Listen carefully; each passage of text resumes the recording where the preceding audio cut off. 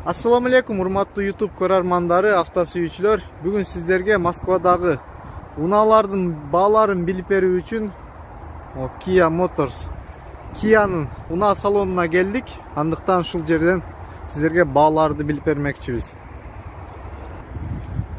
Бул жерден сиздерге мүмкүн болушунча арзан унааларды тарткан аракет кылам. Отурган Volkswagen Polo'дон баштасам. Бул таксиден кийинки унаа экен. Паласылары даже Яндекс Такси деп жазылып турат. Литий дискаларда зимний резина. Таксиден кийинки машина, бираз фарында трещиналары бар экен. Мунун чыгарылган жылы карайбыз, 2012. Пробеги 212 миң, баасы 295 миң рубль деп жазып коюптур. Объем 1.6, коробка механика, баасы 295 миң рубль. Комментарийде Нива сурагандар көп болду эле. Ниваны да тартып кетейин сиздерге. Кызыл түстөгү, темно кызыл цветтеги, обычный штампованный дискаларда летний резина. Арт жагынан дагы бир катар көргөзүп кетейин сиздерге.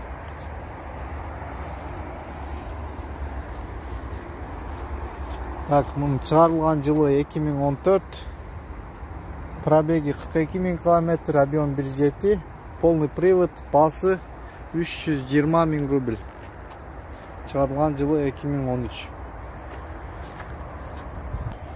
Отурган Opel Zafira'ны да көргөзүп коеюн. Минивен. Чыгарылган жылы 2012. Мондай литий дискаларда зимний резина шипованный. Объем 1.8, коробка автомат.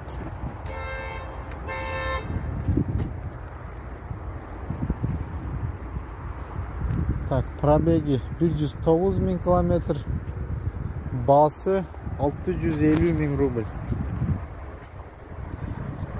Opel Zafira. Mazda 6. Bunun çıkarılgan жылы 2006. Объем 2, коробка автомат. Ондай литий дискаларда летний резина. Арт жагынан да көргөзүп коеюн сиздерге.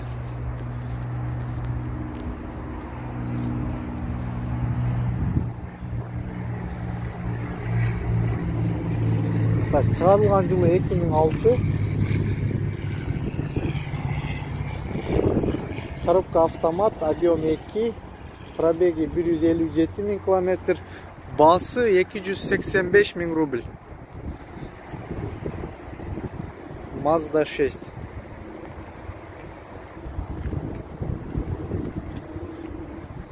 Серый түстөгү Ford Mondeo. Мондай литий Ford'ун родной дискаларында летний резина. Шунан айландырып бир катар көргөзөйүн сиздерге. Чыгарылган жылы 2008. Объем 1.6, коробка механика. Два владельца дейт, пробег 260 миң километр, баасы 299 миң рубль. Ford Mondeo.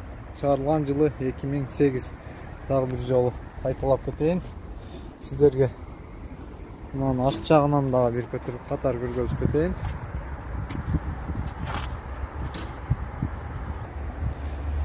Бул жерде Toyota Camry турат. 45-чи кузов, по-моему.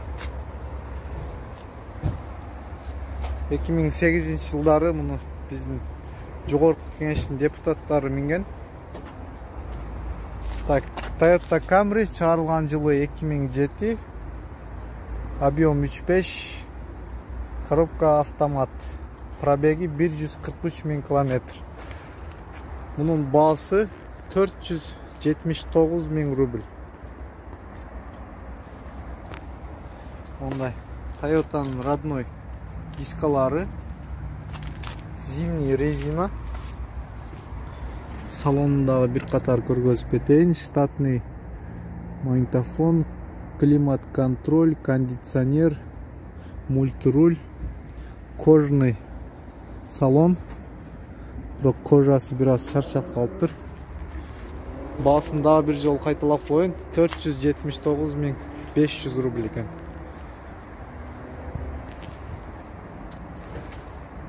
Opel Astra. Чыгарылган жылы 2007. Объем 1.2. Коробка механика. 2 владельца дейт. Пробег 212.000 километр. Баасы 245.000 рубль.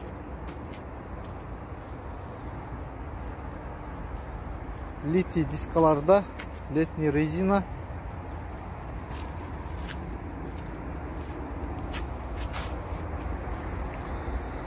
Салонунда bir қатар көргөзүп кетейин сиздерге. Мультируль бар экен, коробка механика, кондиционер бар экен, штатный монитор бар. Сиденьялары обычный тканьдан. Баасы 245.000 рубль. Булар бизге салыштырмалуу кандай болуп калат? Арзанбы, кымбатпы? Комментарийге жазып кетиңиздер. Мындай минивен сурагандар да көп болду эле. Силерге мо Starex тартып кетейин. Мындай Starex чыгарылган жылы 2010. Мындай литий дискаларда, летний резина.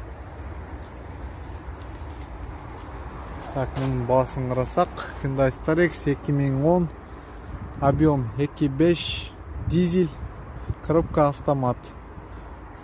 Пробеги 162.000 километр, баасы 830.000 рубль. Аябай жакшы машина деп коюшат, надежный. Салонунда bir қатар көргөзөйүн. Нештатный магнитофон, кондиционер бар экен, мультируль. Салон комбинированный. Кожа аралашкан, тканга комбинированный салон экен. Арт жагынан дагы көргөзүп коеюн сиздерге. Мунун баасы 830.000 рубль.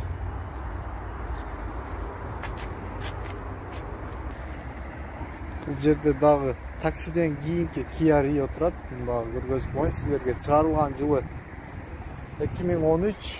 Объем 1.6. Коробка механика. Пробеги 193.000 километр. Баасы 335.000 рубль. Таксиден кийинки Kia Rio.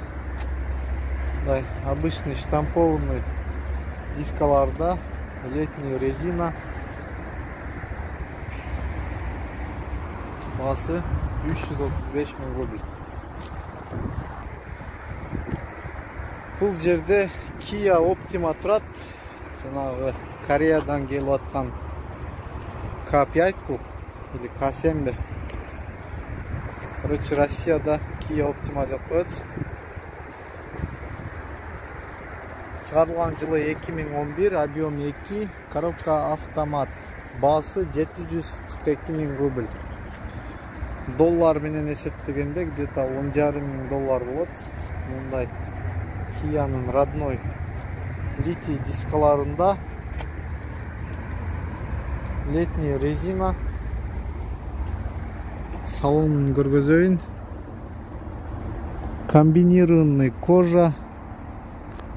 Так, мультируль, климат контроль, круиз контроль, кондиционер. Бүт бары бар экен. Арт жагынан дагы көргөзүп коеюн сиздерге.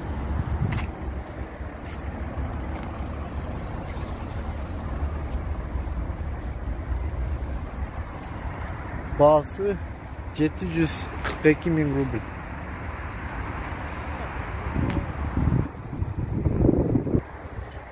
Бул жерде мындай Audi HS турат. Чыгарылган жылы 2006. Объем 3.1, коробка автомат, полный привод, баасы 469 000 рубль. Мындай литий дискаларда, летний резина. Салонда көргөзүп коеюн. Кожаный салон, мультируль, джойстиктери да бар экен.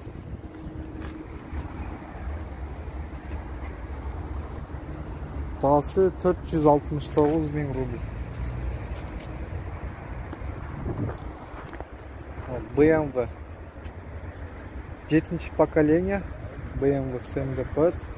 Чыгарылган жылы 2013 экен. Бул премиальный класстагы унаа болуп эсептелет.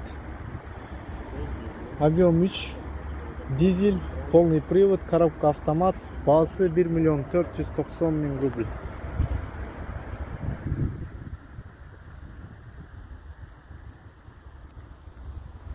Салонда көргөзүп коеюн. Кожаный салон, джойстик, кондиционер, двухзонный климат-контроль, мультируль. Бүт навороттор бар экен.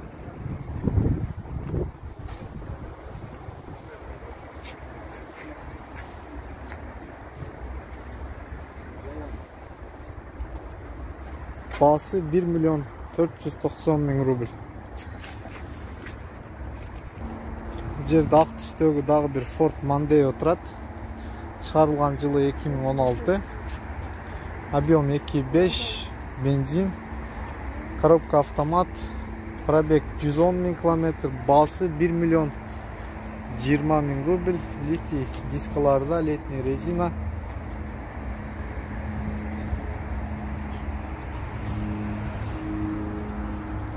Салонда бир катар көргөзүп коеюн сиздерге. Обычный ткановый салон, мультируль, кондиционер, климат-контроль, бүт навороттор бар экен. Баасы 1 20 000 рубль. Достор, шуну менен видеону жыйынтыктайбыз. Видео жаккан болсо лайктан басыңыздар. Каналга каттала элек болсоңуздар, каналга катталып кетүүнү унутпаңыздар. Дагы сиздерге пайдалуу, кызыктуу видеолорду чыгарганга аракет кылабыз. Андыктан кийинки чыгарылыштарда жолугушканга чейин сак саламатта туруңуздар.